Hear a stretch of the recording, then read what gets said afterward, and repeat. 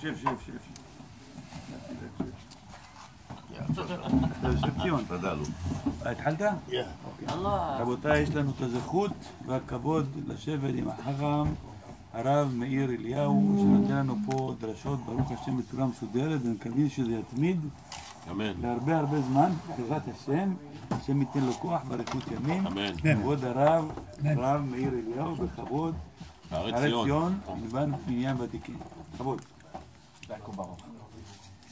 לפני 10 שנים, אולי קצת יותר, הלכתי לכותל להתפלל. הגמרא אומרת, מאז שנחרב בית המקדש, לא זז השכינה מהכותל המערבי, כיוון שדוד המלך הוא זה שבנה את היסודות, הוא זה ששם את האבנים, אז ממילא שכינה נמצאת שמה. לכאורה זה תימה, אבל שכינה נמצאת בכל מקום. אומרת הגמרא, לית אתר פנוי מיני, רבי הרב מבריסק, פעם אחד היה ילד קטן, קראו לו זאב. אז ביידיש זאב זה ולוולה. ככה קוראים לזאב, זאב ולוולה. אז אבא שלו רצה לדעת אם מצרפים אותו למניין או לא מצרפים אותו למניין, לזימון. אז ההלכה אומרת שאם יש לנו 2 גדולים ואחד קטן שיודע למי מזמנים, עושים זימון. וגם אם יש 9 גדולים ואחד קטן שיודע למי מזמנים, מצרפים אותו ומזמנים ל10. 2 כבר לא, אבל 1 כן. אז שאל אותו ולוולה, תגיד לי, איפה הקדוש ברוך הוא ידע, אני אתן לך מטבע זהב, אם תגיד לי איפה הקדוש ברוך הוא נמצא. רצה לראות אם הוא חריף, אם מצרפים אותו לזימון. אז אמר לו הילד, היה בן 6, אמר לו, אבא, אני אתן לך 10 מטבעות זהב, אם תגיד לי איפה הקדוש ברוך הוא לא נמצא. למה הזוהר כותב, לית אתר פנוי מיני, אין מקום שהקדוש ברוך הוא לא נמצא בו. אז מה זה שחז"ל אומרים שמיום שנחרב בית המקדש לא זז השכינה מהכותל? לא זז השכינה מכל מקום, כל מקום נמצאת שכינה, אלא זה כמו פלאפון. יש מקומות שיש יותר סרוויס, יש מקומות פחות סרוויס, אבל תמיד יש סרוויס. אצל הקדוש ברוך הוא תמיד יש קליטה. רק מה, בכותל המערבי, כיוון ששם זה מקום הימצאות השכינה, אז גם אם יש לאדם עוונות, אז השכינה שמה מסייעת אותו שהתפילה יותר תעבור, וגם אם יש עליו איזה קטרוגים או מסטינים או מקטרגים או מרעין בישין, למרות זאת, כשהוא נמצא בכותל, אז התפילה שמה עושה יותר רושם. כשגמרתי את התפילה שמה, ראיתי איזה חכם, הכיר אותי, אמר לי, אולי תבוא איתנו לפה להר הזיתים. אמרתי לו, מה יש הר הזיתים? אמר לי, אנחנו עולים עכשיו עם הרב דרזי, עליו השלום, היה קדוש מאוד, מקובל, היה חברותה של הרב כדורי, בקבלה. אנחנו עולים עכשיו עם הרב דרזי לקבר של רבי יהודה פתאיה. זה הזמן שלו עכשיו, הולכים לעשות ייחודים, כי המצב בארץ ישראל היה על הפנים, תמיד על הפנים המצב בארץ ישראל. כל פעם בעיות ביטחון, בעיות כלכלה, בעיות בריאות, בעיות חברה, תמיד יש בעיות. אבל אז היה מצב קשה, הולכים לעשות, יש 9 שעולים עם הרב, חסר 1 מהשמיים מצאנו אותך. וואו. אמרתי להם למה? אמרו לי, הרב לא עולה יותר מ10 אנשים, הוא לא רוצה התקהלות, הוא לא רוצה חצרות, הוא בדיוק 10 אנשים רוצה שיבואו ומהשמיים הביאו אותך. אמרתי, טוב, יאללה נוסען, קראו לי מהשמיים, אז בכבוד. עלינו להר הזיתים, וכשהגענו לקבר של רב יהודה פתאיה, עשו לו קבר יפה כזה משיש, עם כמו כיפה כזאת, ואז חיכינו לרב דרזי. פתאום הגיע איזה אוטו מפואר, יקר, ככה, תמיד הם צל החוכמה בצל הכסף. הגמרא אומרת שככל שאדם יותר חכם, יותר עשירים נדבקים אליו. היום לא כל כך בטוח, אבל אז היה תמיד ככה. אז צל החוכמה בצל הכסף, היה לו אוטו, מה אני אגיד לכם, זה נראה לי אפילו לא היה כזה בארץ ישראל. הוא יצא משם, הוא היה ככה כפוף, יצא, הסתכל על הר הבית, ראה את כיפת הסלע, רקע ברגל שלו, היה זקן, אמר, גרש בין האמה הזאת ואת בנה, כי לא ירש בין האמה הזאת עם בני מצחק, הוא היה בתקיפות. מיד הלך לקבר של רב יהודה פתאיה, השתטח על הקבר, התחיל לבכות. עכשיו, לא הבנתי למה הוא בוכה, שאלתי שם את האנשים, יש לו איזה חולה בבית? לא עלינו, מה קרה? יש לו איזה בעיית בריאות? מה? אמרו לי, הוא בוכה על השכינה. ככה היה צדיק. גמר את הבכיות שלו, אמר לנו, תדעו מי זה האיש הזה שקבור פה רבי יהודה פתאיה, איש האלוקים קדוש. אמרנו לו, מה, למה דווקא? כולם קדושים, כל העדה כולם קדושים, ובתוכם השם, מה מיוחד בו? הוא אמר, כשהייתי ילד קטן, הוא היה חברותה של אבא שלי. הרב יהודה פתאיה היה חברותה של אבא של הרב דרזי. הוא אומר, ואני הייתי ילד קטן, הייתי מנפף לו במרחווה. יש אצל העיראקים, היה... מרווחה. זה פן. למה? חם, בגדד חם, זה לא יש מזגנים, זה לא כמו פה מזגנים. אז אוויר, עושים ככה. אז אני הייתי מנופף לו, והוא היה מברך אותי שאני אהיה חכם גדול בקבלה. ככה היה, בירך אותי. יום אחד הוא מספר לנו שבירושלים הייתה סגורה ומסוגרת, והיה שמה מתים במגפה כל יום לפחות 5, 6, 7 אנשים. ואז באו לחכם פתאיה, אמרו לו, הרב, מתים פה במגפה, תעשה משהו, באים אליך. אז הרב פתאיה גזר תענית עם 7 שופרות. זה הרב דרזי מספר מה שהוא היה ילד קטן, הוא היה שם. הרב דרזי גזר תענית, הוציאו מההיכל 7 ספרי תורה, 7 שופרות, ספר תורה שופר, ספר תורה שופר, ככה מסביב לבימה. בבימה היה עומד שמה הרב פתאיה עם ספר תורה, ואבא של הרב דרזי, הוא אומר, אבא שלי היה עומד מולו, והיו עושים ייחודים. ואז עשו סליחות, רחמנה, עם 7 קורטי ברית, עד קרלן זכותי יוסף צדיקה, דה אברהם חסידה, דה אהרון כהנא.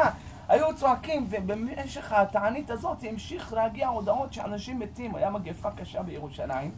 ואז פתאום, הוא אומר, הרב פתאיה, הרב דרזי אמר, פתאום היה בום, כמו מכת ברק, כל הבית כנסת, כולם צעקו, נשכבו על הרצפה. אז הוא אומר, אבא שלי החזיק את הספר תורה וסגר את העיניים ככה מהפחד. והרב פתאיה עומד מולו, אומר לו, חכם, אתה ראית מה היה פה עכשיו? אמר לו, הרב, אפשר לפתוח את העיניים? רבנו, אפשר לפתוח את העיניים? אמר לו, תפתח את העיניים, יש לך אתה. אתה ראית מה היה פה? אמר לו, מה היה? מה קרה? אמר לו, לא ראית מי עבר פה בין 2 הספרי תורה? אמר לו, לא. אמר לו, משה רבנו עבר בין 2 הספרי תורה ובירך אותנו שהמגפה תיפסק. וככה היה, באותה שעה נפסקה המגפה. משה רבנו הצליחו להוריד אותו, שיבוא נשמתו ויברך אותם שהמגפה תיפסק. זה היה קדוש מאוד, הרב פתאיה. הוא זיהה את משה רבנו טיק-טק, אה? זיהה אותו. כן, כנראה שהיה לו זכות גדולה. בכל מקרה, מכאן אתה רואה איזה גדולה היה לרבנים של עד לפני דור. מה, לפני כמה זמן הוא נפטר? 60-70 שנה? כמה נפטר? לא הרבה זמן. הרב בן איש חי, כמה זמן לפני נפטר? 110 שנים אולי, פלוס מינוס זה הזה שלו. והוא נשאר עוד שמה. אבל הרב פתאיה כשעלה לארץ ישראל, היה איתו עוד מעשה. אספר לכם עוד מעשה איתו. שהוא היה מעביר שיעורים בשושנים לדוד. שושנים לדוד זה היה מיסודו, מי ייסד את הבית כנסת הזה? דוד של הרב יוסף חיים. הרב יוסף חיים, רב בן איש חי, בא אצלו דוד שלו, אמר לו, יש לי כסף פה מגביר, מהודו או זה, הביא כסף לבנות פה ישיבה גדולה. אמר לו, למה שיבנו פה? עוד מעט לא יישאר יהודי אחד בבגדד. עכשיו, להגיד דבר כזה שלא יישאר יהודי אחד בבגדד, זה כמו היום אני אומר לכם, לא יישאר יהודי אחד בניו יורק. כולם עולים לארץ ישראל. איזה לא יישאר יהודי בניו יורק? ניו יורק זה, בארצות הברית יש כמות של יהודים כמו בכל ארץ ישראל. איזה נבואה צריך להגיד דבר כזה, עוד מעט לא יישאר. קח את הכסף שלך, לך תבנה ישיבה בארץ ישראל. אמר לו, איפה? אמר לו, במקום הכי קרוב לכותל המערבי. ואז הם קנו את החלקה שאיפה נמצאת ישיבת פורת יוסף. למה קראו לה פורת יוסף? כי מי נתן את העצה לקנות את זה? יוסף חיים. אז על שמו נקרא הישיבה. זהו, אז על שמו. והוא אחר כך, הדוד שלו הלך וקנה חלקה בשכונת הבוכרים. עכשיו, שכונת הבוכרים, היה כולם שם הבוכרים. היום השתכנזו, כולם השכנזים קנו את הבניינים והם מתאכלסים שם. אבל זה היה שכונה שרק הבוכרים, היה רבי שלמה מוסיוף, עליו השלום, היה הולך לבוכרה, הבוכרים היו עשירים, עשירים, כבדים, גם היום לא חסר להם. אבל יוסיף להם עוד כאלה וכאלה. אבל אז היו עשירים גדולים, היה לוקח מהם כסף, היה נוסע לבוכרה, היה אומר להם, בוא אני משקיע לכם את הכסף הזה, קונה לכם אדמות, בניינים, בתי כנסיות, מקוואות, נעשה בירושלים.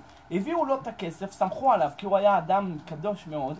הוא, כשהוא בנה את הבית כנסת שלו, בית כנסת מוסיוף, האבן הראשונה הוא הלך להביא אותה מהכותל המערבי. אז אתם תראו איך שנכנסים לבית כנסת מוסיוף, יש שם כתוב, האבן, יש שם אבן חצי אדומה כזאת, זה אבן שהוא הביא מהמרגלות הכותל המערבי במיוחד, ולקח אפר מהכותל המערבי, ובנו את היסודות מהעפר של הכותל המערבי, כל בית כנסת מוסיוף. עד היום זה בית כנסת גדול לתהילה, כולם באים שם דורשים חכם עובדיה, מי לא היה שם בבית כנסת הזה? היו מעבירים שיעורים. זה בזכות מה? בזכות שהיה לו מסירות נפש. עכשיו, הבית כנסת הזה, זה לא היה בית כנסת כמו היום, יש שם כמו שטיבלח, חדרים, הייתם שם במוסיוף? זה כמו חדרים, זה לא. היה בית כנסת אחד, וכל החדרים האלה היו חדרים לחכמים שמגיעים מחוץ לארץ ישראל, שצריכים מקום להתאכסן. מה יעשו? אז אחד בא מטורקיה, השני מאזמיר, ההוא מקושטה, ההוא מבגדד, ההוא מהרם צובה. כל אחד מגיע, היו מביאים לו תפדל, יש לך פה חדר, מתי שאתה צריך תצא. היום, אם היה נכנס, לא היה יוצא. אבל אז היה להם דרך ארץ. והיו מכירים אותם לפי הבגדים. כל אחד היה לו בגד של חכם בשי, היו רואים אותו מהבגדים שלו, מהצבעים, מהצורות, מהרקמה, זה מטורקיה.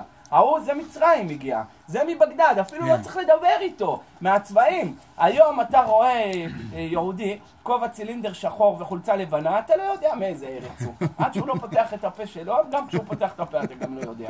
למה? אי אפשר לדעת, היום כולם לובשים ככה. זה בכלל לא היה לאף אחד מהחכמי ספרד כובע כזה. זה גם לאשכנזים לא היה. מאיפה זה התחיל? שהדת נהייתה בזויה בעיני האירופאים, למה באירופה היה כאילו אריסטוקרטים ולורדים ואדונים, ולהם היה כובעים כאלה מיוחדים, ואז הרבנים רצו לייקר את הרבנות, רצו לייקר את התורה, אז אמרו תתלבשו כמו הגבירים האלה. ואז זה נשאר ככה, כשהגיעו לארץ ישראל, אז כולם נשארו כבר ככה, אז קבעו על צבעים סולידיים, שחור ולבן, וזה מספיק. אבל אין בזה חובה מדאורייתא להתלבש שחור ולבן. ויותר גרוע שיש לבן אדם חולצה לבנה ולב שחור. זה הכי גרוע מהכל. יש גם דברים כאלה בעוונות הרבים. אבל הכי חשוב יהיה לו לב לבן. לא משנה הצבע של החולצה. לא הזקן ולא הכובע. זקן זה ב3 שבועות וכיפה זה ב3 שקל. העיקר זה שבן אדם יהיה ירא שמיים. רחמנא ליבא בהם. טוב. עשה את הבית כנסת הזה, ואחר כך כשהפסיקו עם הדברים האלה לארח אנשים, אז עשו את זה בתי כנסיות, וכולם נכנסים שם מתפללים. מניין באלף, מניין בבית, איפה מניין בזה, וכמו טיים משין, כאילו חזרת בזמן. משהו, אתה מריח את הריחות, את הבשמים, את הצלילים, כאילו חזרת שם בזמן. בכל מקרה, הרב פתאיה, אספר לכם עוד סיפור אחרון איתו, שהוא היה מעביר שיעורים בשושנים לדוד. עכשיו, לרב יוסף חיים היה לו שתי אחייניות. הוא לא היה לו ישיבה, הוא היה תפקיד, הוא לא רצה שום דבר. והיה רוצה לשבת ללמוד לכתוב ספרים. ומי הרב עובדיה? הרב עובדיה ממי לקח? גם הרב עובדיה למד ממנו. הרב אמר, לא שווה העולם הזה כלום, ומה זה כבוד של האדם, העיקר שיכתוב ספרים שישארו לעד ולנצח נצחים. וכל השאר, מה זה כבוד של האדם? היום מכבדים אותך, קוראים לך אמרה דעתרא, הרבי הראשון לציון, מחר אתה בקבר. מה יעזור? מה השארת אחריך בעולם הזה? איזה זכויות השארת? עשית ספרים או לא עשית ספרים? היום גם דיסקים נשאר אחריך, אבל אז היה רק ספרים. טוב, בכל מקרה, הרב בן איש חי לא היה רוצה לישיבה. הוא יכל להיות אמרה דעתרא של כל בגדד. מי לא היה כותב לו מכתבים? לא רצה שום דבר, לא רוצה תפקידים. מה עשה? נכנס שמה, היה לו עליית גג עם ספרייה ענקית. עכשיו, כל פעם היו דופקים לרב בדלת. שאלה בבית המטבחיים, שאלה בהלכות מילה, שאלה בהלכות נידה, שאלה כל פעם היו דופקים לו בדלת. עכשיו, זה לא כמו היום, היום לך תדפוק לרב בדלת. זה לא ככה, פעם ניסית להיכנס לרב עובדיה, יש שומרים, ושומרים על השומרים, ושומרים של השומרים. אז היה, ככה היו דופקים בדלת, הרב היה אחד העם. היום זה גם יותר מסוכן, כי אנשים נהיו משוגעים. אז אתה לא יודע, כמו שמשהו קרה לרב בבא אלעזר, והוא הרג אותו. אז צריך קצת שמירה. בכל מקרה, דפקו לרב זה, היו שואלים אותו שאלות. הרב כל פעם היה יורד למטה, היה עולה, היה יורד למטה, היה עולה. כמה יכל? קרא לשתי האחייניות שלו, בנות של אחותו, תבואו אתם, תפתחו את הדלת, קחו את השאלה, תעלו אליי, תגידו לי את השאלה, אני אומר את התשובה, תרדו למטה, תגידו את התשובה. ככה היה. והנה מלאכי האלוהים עולים ויורדים בו. אלה עולים, כל פעם ככה היו אומרים לו את התשובות, היה אומר את התשובות. עד שהבנות האלה, מרוב שהשאלות חוזרות על עצמן, נהיו תלמידות חכמות, מה שנקרא, נהיו רבניות. את כל ההלכות. עד שהיום היה דופק מישהו בדלת, היה אומר לה מה השאלה, הייתה אומרת לו זה מותר. אמר לה וואלה, את אישה, וואלה. לכן רוח למטבח, תלכי, מה? אישה, תתני לי הלכה. אמרה לו, אני אומרת לך זה כשר, מה אתה אומר? אמר לה, אני באתי לבן איש חי, לא בשבילך באתי. אמרה לו, זה התשובה שלו. עלתה למעלה, אמר לה כשר, אמר לה, חסר יעד הבדלת, מה, את לא יודעת שזה כשר? אמרה לו, כן, זה כשר, אמרתי לו. ככה היו חכמות. עד שהגיע, רב בן איש חי נפטר, היה רב פתיה, היה עושה שיעור בשושנים לדוד. כשהגיע לשם לעשות שיעורים, הרב אמר איזה הלכה. אחת האחייניות כבר הייתה זקנה, עלתה לירושלים, אמרה הוא טועה עד החכם, זה לא נכון. הבן איש חי היה אומר בדיוק הפוך ממנו. באה אצלו בסוף הדרשה, אמרה לו, חכם, מה שאמרת כך וכך, זה מחילה מכבודו, זה לא נכון בכלל. הבן איש חי היה אומר ככה וככה, ואני הייתי שמשית שלו. אני יודעת שזה היה ככה. אמר לה, אישה רוח מנעון, אישה. עשה היא מסכנה, באה כל הדרך מהשכונה שלה ברגל, לשמוע אותו ביום שבת היה זה שלו, כל הדרך היו עיניה זולגות דמעות. ככה, חכם עדה, איפה דרך ארץ, הוא גם היה עייף, גם אותו שקיעה, צריך לעשות נטילת ידיים, כל שבת הוא היה מעביר שיעורים, היה אמר לה מספיק, אז אמר, כי הוא לא ידע מי עומדת מולו, הוא לא ידע זאת ברוריה של אותו הדור, הוא לא ידע. בלילה הלך לישון, קם, כל הידיים שלו מלא פצעים. וואו. מה זה פצעים? מה קרה? מהשמיים רומזים משהו. עשה שאלת חלום, הודיעו לו, זה הדמעות של הרבנית שחלה. שתדע לך שמה שעשית לה, מלאך לקח את כל הדמעות שלה, שם לך עליה. עשה עברה. אמר לו, מי זו הרבנית שחלה? אנחנו לא שמענו עליה בכלל. מי זאתי? אמרו לו, זו שמשית של הבן איש חי, יש לה זכות גדולה בשמיים, הרבה תורה באה לישראל בזכותה. קם ויקץ והנה חלום. שהלך לשאול, מי זאתי הרבנית הזאת? שמעתם עליה? לא יודעים, אתה שמעת? לא מכיר אותה בכלל, מה לי ולה? הוא שלח, רצים יצאו דחופים, עד שבסוף התברר, כן, היא גרה שמה, תלך אליה. הלך אליה הרב פתיה בעצמו, אתם יודעים מה זה הרב פתיה? זה כמו הרב עובדיה דופק לך בדלת. הרב פתיה בעצמו דפק לה בדלת, פתחה לו את הדלת. יש את החכם, השלונה, כמו נעשה לך צ'יים חדר עם חכים, אתה רוצה נשחט כבש? אמר לה, לא, אני באתי דקה אחת ואני הולך. אמרה לו, בוא, זה כמו משה רבנו, נכנס אצלי בבית. בוא בכבוד תשב, מה היום יומיים? אמר לה, תשמעי, אני מבקש את סליחתך. היה ככה, הייתי עייף, היה כבר שקיעה, אוטוטון, נטילת ידיים, סעודה שלישית, מחילה. מה זה? את מוכלת לי? אמרה לו, מחול. טוב, אבל אתה יודע שאתה טועה, כן? אתה יודע. אמר לה, לא חס ושלום, אני התכוונתי בצורה כזאת, הבן איש חי, הוא ביאר לה את זה, שהוא התכוון בצורה כזאת, והבן איש חי בצורה כזאת, ואז בירכה אותו לחיים טובים ולשלום. אז זה היה רבניות, חכמניות, היו בנות צדיקות, זה היה הגדולה שלהם. ויהי רצון הזכות של הצדיקים האלה יעמוד לנו, נזכה לראות בפני משיח צדקנו במהרה בימינו אמן. אמן. רבי חנניה בן הקשה אומר. תודה הקדוש ברוך הוא, לקדוש ישראל, לפיכך.